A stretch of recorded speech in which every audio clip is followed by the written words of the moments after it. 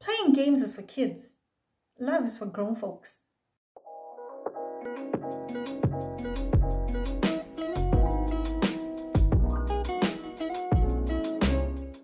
Hello everyone, welcome back to the channel. I'm Mel.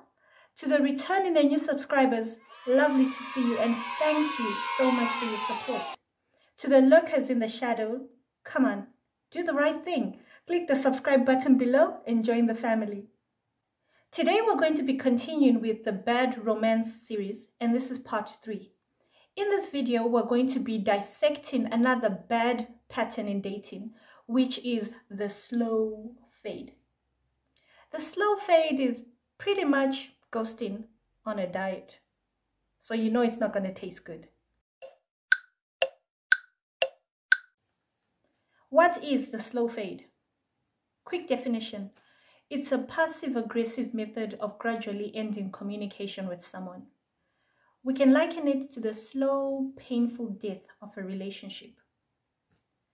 In my humble opinion, the slow fade is worse than ghosting.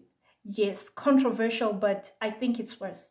And I say this because it creates a lot of confusion in the person being slow faded and is a guaranteed crazy maker. Trust me, you have not known obsession and anxiety until you've been slow faded. And to add insult to injury, slow fading keeps hope alive. With ghosting, you know when you've been ditched. It's just abrupt, boom, dropped, hot potato. Whereas with the slow fade, you keep thinking the person will come around and will eventually give you that relationship that you desire from them. And that's not going to happen because that person will disappear eventually. Why do people slow fade? The most common reason is to avoid having difficult conversations. I do not know what people have heard about tough talks. Maybe they're afraid they'll turn into a pill of salt or something. Who knows? But listen, there is nothing wrong with losing interest in a potential love interest. There is no law against making a discovery that they're not a perfect match for you. It's all part and parcel of the dating process. What is important is to be able to use your words and communicate instead of disappearing. You're not a Neanderthal.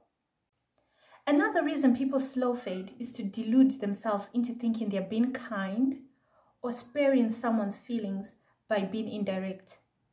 That is cowardice. It's a bad look. Don't do it. How to spot the slow fade? Because we do not have time to play games or be treated like crap, you need to learn how to shine your eyes and recognize the signals quickly. Sign number 1, their communication pattern changes. Did this person used to respond to your messages within minutes, but it's taking hours or even days to get an answer from them? Are they not returning your calls? Are they cancelling plans and dates? If your answer was yes to one or more of these questions, chances are that this is the beginning of the end. Sign number 2, they disengage.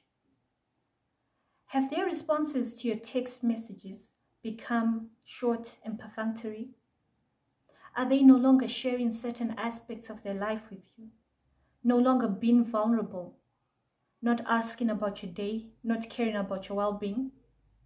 Are they distancing themselves? Building walls? Has their energy changed? Their vibe? And knowing what you know about them, is that normal? Listen, you need to pay attention to patterns and behaviors, because usually where they smoke, there is fire. Sign number 3, the conversation falls flat. When someone is interested in you, they don't put the burden of carrying the conversation on you alone. They help you along. They'll ask interesting questions and they'll be as interactive as possible. But if you find yourself in a position where you're sending funny memes, thoughtful paragraphs upon paragraphs, cheeky one-liners to turn up the heat, and all you're getting in response is Anna, okay, haha, you're so crazy, kiki, then you're better off letting that person go. Siana nazo. Sign number 4, you're not a priority. People have a lot of stuff going on in their lives. Things that demand their time, their energy, their resources. But when someone is important, we make time to communicate when we're not able to talk or when we have to cancel plans. That is how big boys and big girls handle their business. They communicate. But these your slow faders, they will just keep you around because most people can't be alone.